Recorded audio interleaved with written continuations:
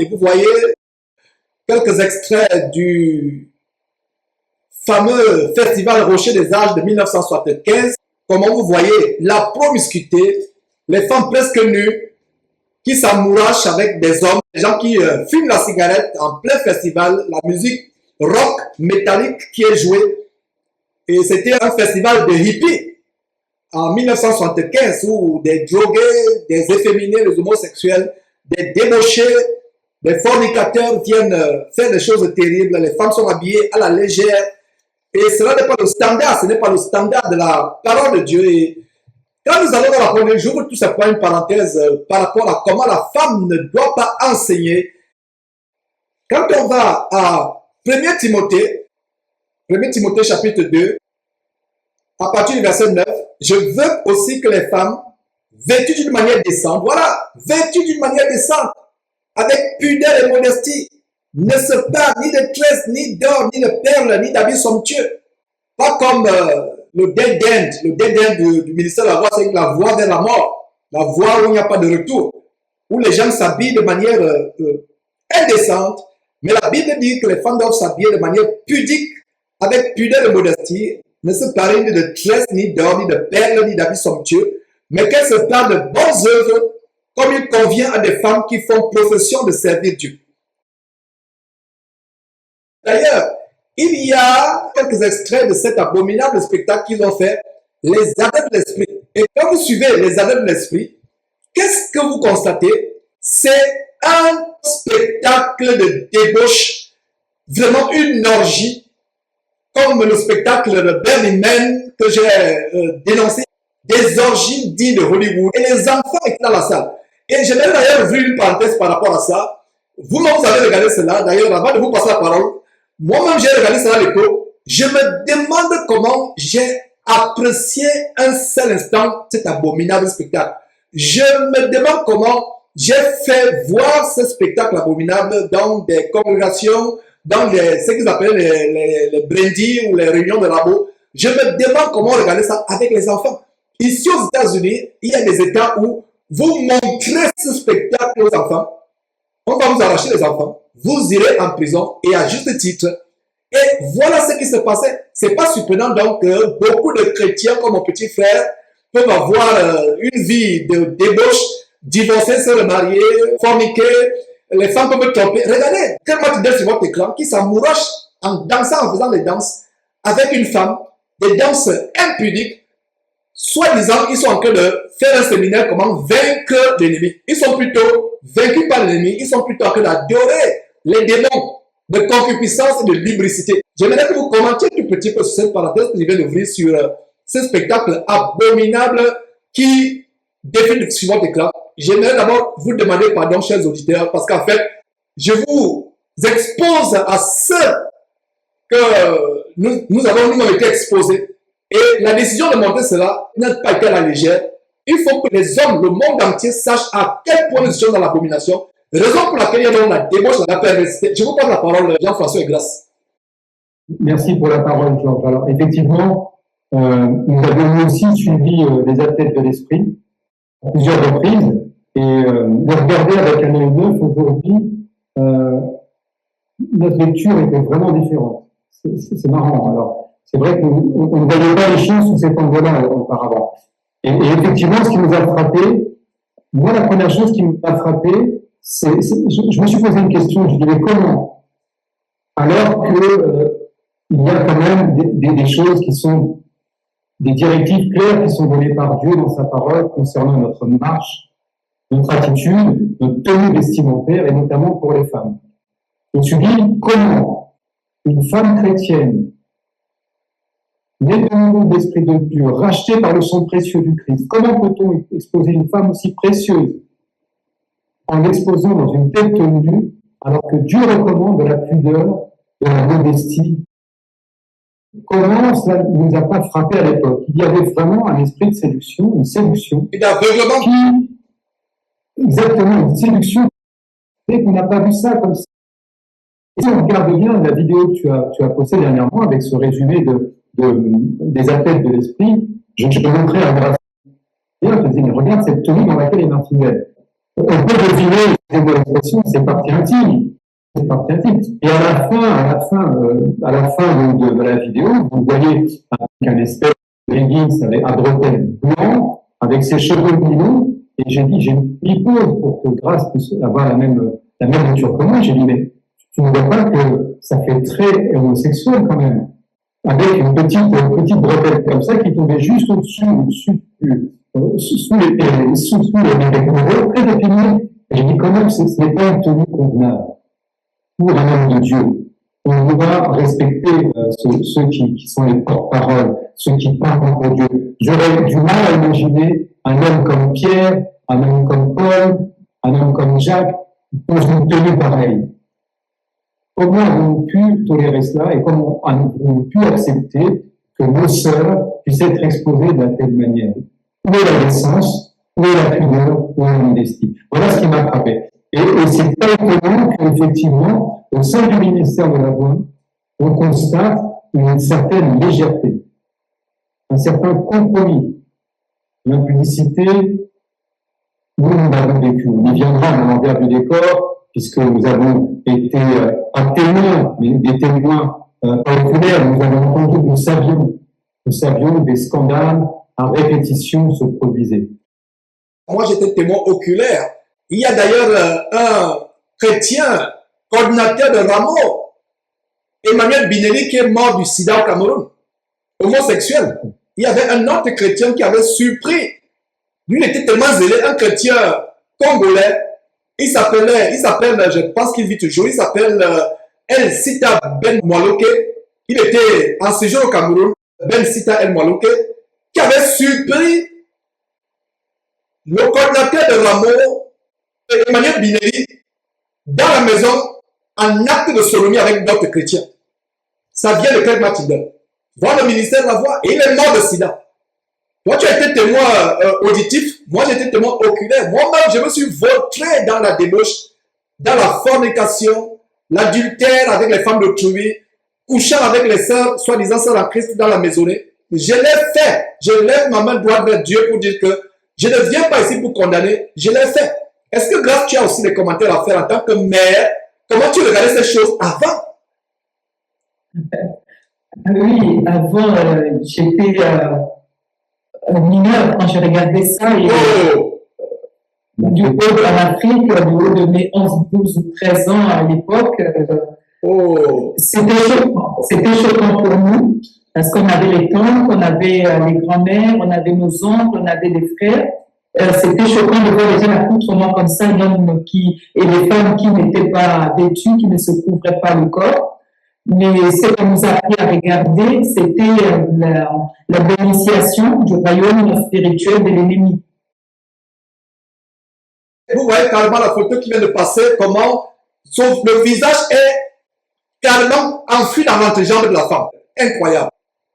Oui, donc c'était l'enseignement derrière qui devait nous intéresser à comprendre le dispositif du royaume de l'ennemi, comment le royaume de l'ennemi est articulé, et quand on est le nouveau de l'Esprit de Dieu, comment il faut ne pas sortir de la brindille, comment il faut rester zélé dans la communion, parce que l'ennemi n'est pas content, au risque qu'il vienne nous attaquer et qu'on ne perde notre vie ou notre salut par le fait d'être sorti. Donc on reste ancré là-dedans. Donc c'était vraiment le message qu'on nous a donné après qu'il fallait retenir. Et quand je lis avec les yeux désenvoûtés, quand je regarde encore avec les yeux désenvoûtés là, tout récemment, et là, c'est vraiment choquant. Ça... Effectivement, on regardait ça avec des oreilles, des yeux et des oreilles charnelles. On regardait, on voyait ça avec les lunettes de contrôle mental, les lunettes de lavage de cerveau qu'on nous avait donné. Notre cerveau était lavé, nous étions hypnotisés, envoûtés pour ne pas voir le mal. Mais Dieu soit loué, nous sommes en train de voir les choses de manière claire. La volupté qui a gangréné le ministère de la Voix depuis le début. Et comme je l'annonçais, voilà un séminaire le séminaire, le festival hippie de promiscuité sexuelle de 1975, qu'on appelait le Rock of Ages, le rocher des âges. Et, comme tu le disais si bien, Victor Powell et tous ceux qui l'ont succédé comme Martindale sont passés maîtres dans l'art du subliminal. Ils prennent des préceptes bibliques, des doctrines bibliques, et ils se cachent derrière ces doctrines bibliques pour véhiculer le satanisme, la démo sexuelle. Par exemple, le rocher des âges. Quel blasphème! La Bible dit que Jésus-Christ, c'est le rocher de tous les âges. Alors, regardez vous-même, adeptes du ministère de la Voix, mesdames et messieurs qui suivez cette émission, si les images qui défilent sur votre écran de 1975 ont quelque chose à voir avec le Seigneur Jésus-Christ, voilà un festival hippie où les gens s'amourachent à gauche, à droite, les personnes sont nues, dénudées. C'est vraiment terrible. Ça, c'est quelques aspects. C'est un festival abominable. Un festival abominable. Et je ne sais pas si tu as d'ailleurs, avant de continuer, j'aimerais te poser la question, est-ce que tu étais au courant justement de ce festival Rocher des Âges? Regardez par exemple comment ils sont en train d'embrasser, excuse-moi, comment ils sont en train d'embrasser les femmes qui sont ces esclaves sexuels comme Dieu ont témoigné. En fait, la raison pour laquelle on montre cette émission, adeptes du ministère de la Voix et auditeurs qui regardent cette émission, c'est pour vous montrer que le fondement était l'impudicité, la débauche sexuelle, l'homosexualité, la bestialité, le satanisme. Regarde ce monsieur, le voilà, en chemise hawaïenne, qui, dans ce séminaire de hippie, regardez, les gens s'amourachent. Voilà une femme avec une cigarette qui est en train de fumer, les jambes croisées, les jambes dénudées, croisées, qui est en train de fumer. Voilà d'autres qui s'amourachent, voilà toujours une autre personne qui allume sa cigarette. Et beaucoup d'Africains seront choqués en regardant cela, parce que c'est des images inédites. Vous voyez, Karen Barn, c'est, on dit barn encore en anglais, ça veut dire que dans les fermes, là où on met le bétail, etc., la grange, voilà, grange. Karen Barn, c'est la grange, voilà, des hommes qui s'amourachent. La démo sexuelle en plein festival. En plein festival. Regardez, allongés, nus, dans les tentes. Voilà le régime du ministère de la Voix. Si toi, adepte du ministère de la Voix, tu es dans l'impudicité, tu es dans la démo sexuelle, voilà d'où ça vient. Voilà d'où ça vient. Si tu es dans le mariage, le remariage, le divorce, l'adultère, voilà la débauche. Le monde doit être changé par l'évangile. Mais regardez la débauche sur votre écran. C'est terrible. Je ne sais pas si tu as entendu parler de ce festival de Rocher des Âges, pour ne pas dire le rocher, je ne sais pas, de l'abomination, le rocher du mont Carmel, des adorateurs de Baal. J'ai envoyé dernièrement la vidéo, je pense que tu as évoqué le festival de Halloween. Hein. Donc on est toujours dans la même veine, dans la même tendance. Je pense que on est dans les années 70, les années 80, et on sait qu'on est dans la période de ce qu'on a appelé la révolution sexuelle. Donc, ça fait partie des États-Unis, c'est passé aussi par la France, ça a fait tout du monde. Il y a eu une idée, un concept qui a facilité le libertinage et la liberté sexuelle. Et donc, le ministère a surfé sur cette tendance pour aller chercher des jeunes, voilà, et peut-être en faire des adeptes de la voix, mais en tout cas pas des adeptes du Christ, des disciples du Christ. Parce qu'on voit ce qui a pu se passer.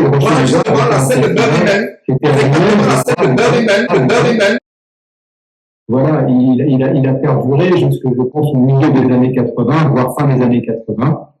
Mais rien, comme on dit, rien de nouveau sous le soleil. Tu sais, aujourd'hui, les choses, l'impudicité, l'adultère, le sexe avant le mariage, le remariage, parce qu'on voit, moi j'ai quitté le ministère il y a 10 ans, et je fais par des gens qui sont encore aujourd'hui, j'ai des échos, voilà.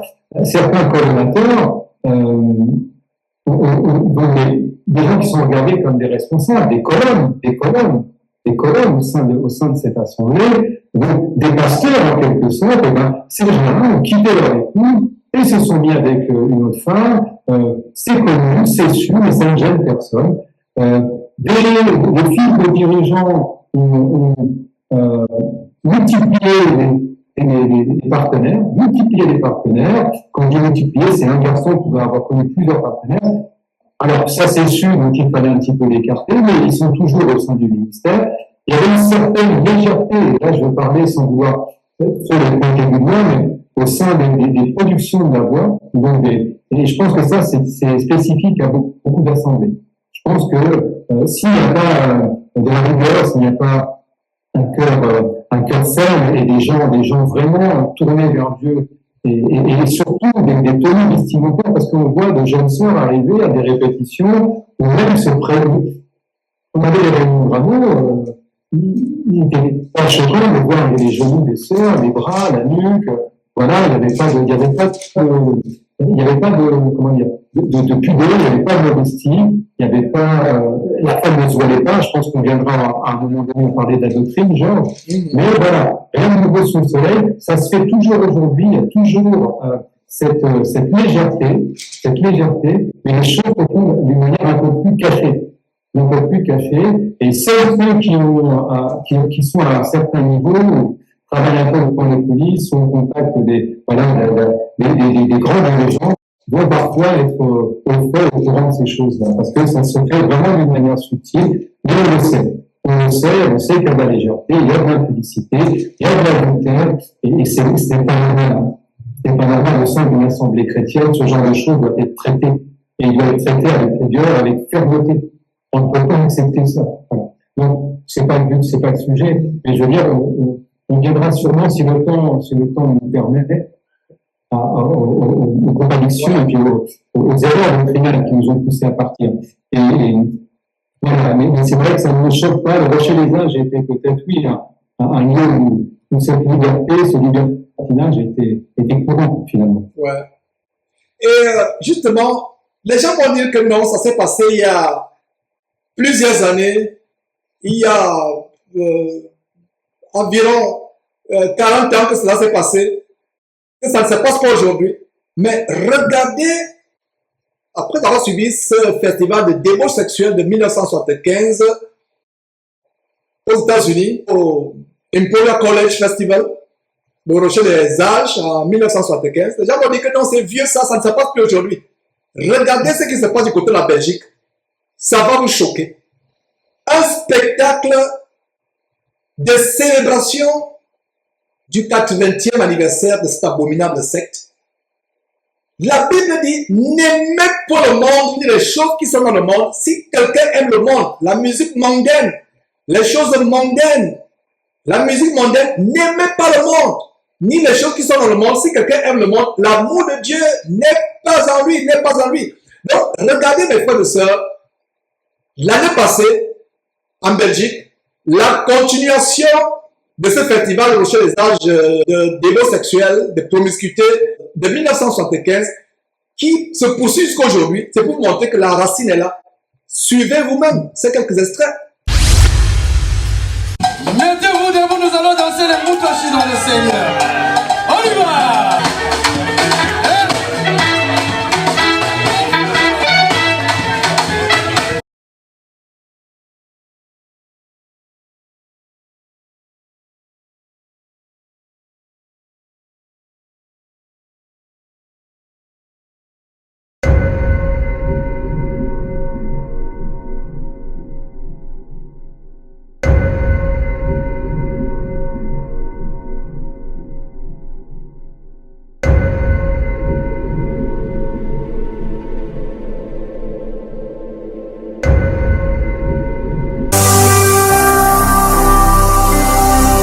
Jésus-Christ TV,